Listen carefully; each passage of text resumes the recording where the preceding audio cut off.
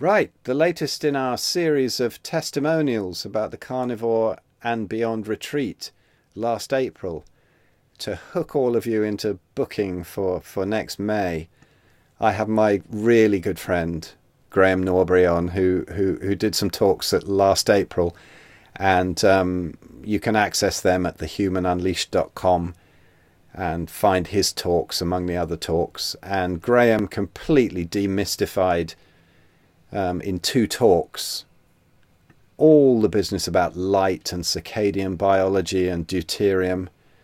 And so I just thought I'd ask him what he thought about last year's retreat.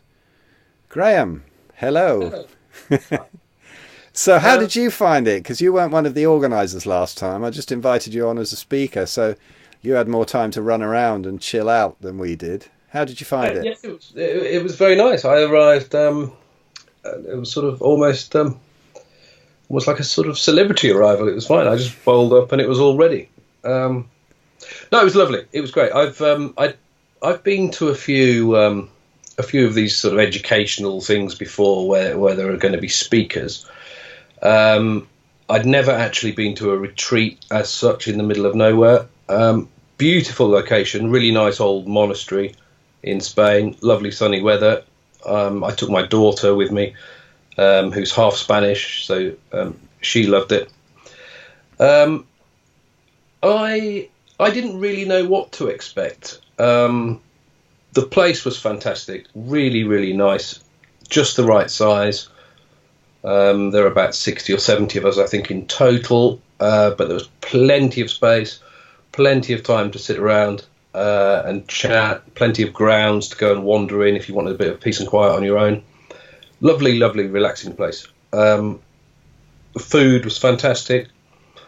The talks were really interesting.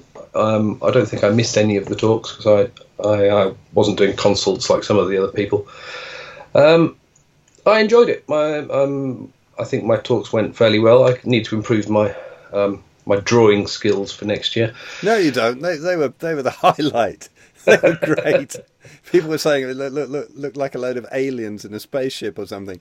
But absolutely demystified stuff. It was people. I mean, even I watched your talks, and it was.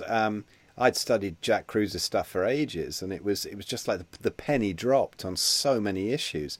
I thought, I'll just go and wander around the grounds, and because I know what Graham's going to say, but I didn't. It was amazing, and so Graham's speaking again this year.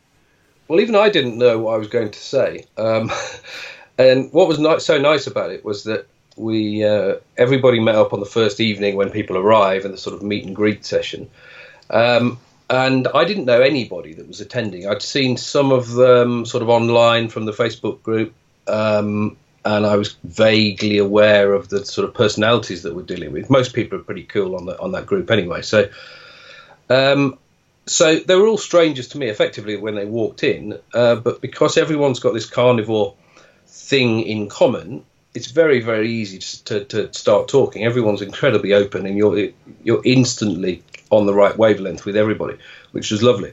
So it was nice because I was able to meet people on the first day and have general chats with the majority of them. And by doing that, I was able to figure out the type of thing that they might be interested in learning about.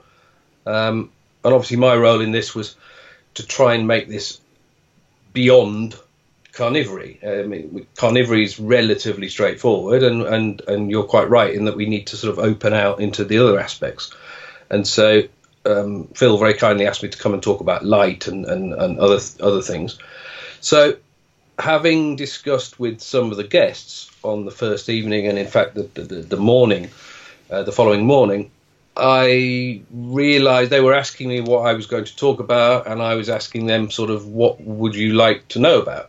And so I kind of was able to structure my my presentation based on the small group of people there, which was really nice. What was especially nice about it, I mean, the presentations were held sort of semi outside. It was in a kind of how would you describe it? Like a sort of like a giant gazebo, I suppose, outside, wasn't it? And overlooking the swimming pool, which was lovely. So what was very nice was that when you finish the presentation, whether you're speaking or whether you're one of the audience, and you have a break for coffee, it's not just like in some boring Holiday Inn in the centre of a town where you shuffle out into the hallway and you mingle with people for a coffee and then you disappear back into this giant auditorium. There's approximately 50 people. You all go outside into the sunlight and you wander around the gardens and you bump into people. You can not just rub shoulders with the people that have been speaking or the other doctors or the people who've got something completely different and new to say that you don't know about, but you can talk to them for hours because they're staying at the retreat. And in the evening, we were actually staying off site because there wasn't enough, because the thing was oversubscribed, so we were staying off site. And we just didn't want to leave in the evenings. The atmosphere in the bar area was so lovely that we were just chatting and chatting and chatting. And in the end, we had to literally drag ourselves away towards midnight every evening. So I thought it was lovely. I thought it was fantastic. And I think that's it's hard for me to say that it's never like that in another retreat, but I think it's such a small scale, and everybody mixes from day one, and the speakers and the guests all intermingle constantly throughout the entire duration. I thought that was the most fantastic part of it. I made some really good friends. We had some really good conversations. We've been in touch with most people from there ever since. No, it was lovely.